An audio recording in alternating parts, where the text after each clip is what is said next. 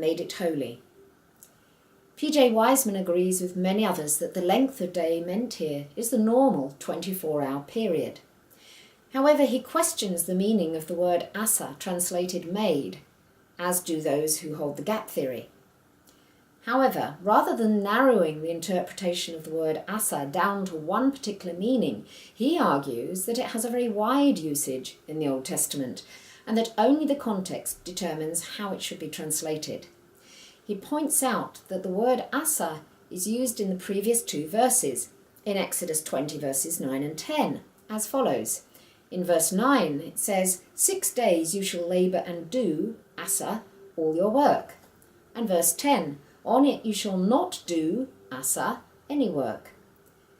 Now if it had been consistently translated in the same way in verse 11, the translation would have been, in verse 11, for in 6 days the Lord did, asa, the heavens and the earth.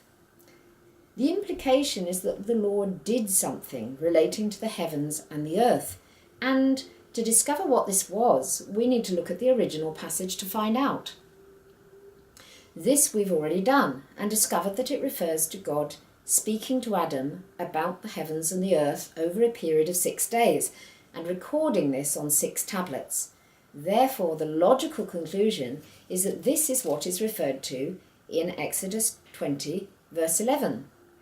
Further, he mentions that in Exodus 20, verse 11, if asa had been translated shown, as it is in Genesis 19 verse 19, 24 verse 14 and 32 verse 10, there would be no difficulty either.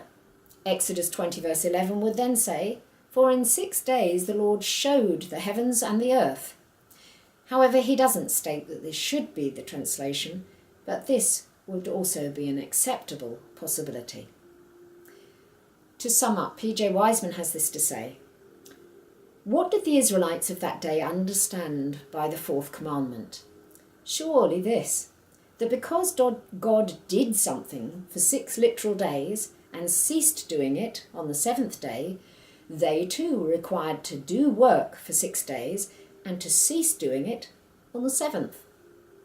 There's not the slightest indication or impression that there had been some miracle of speed in creation.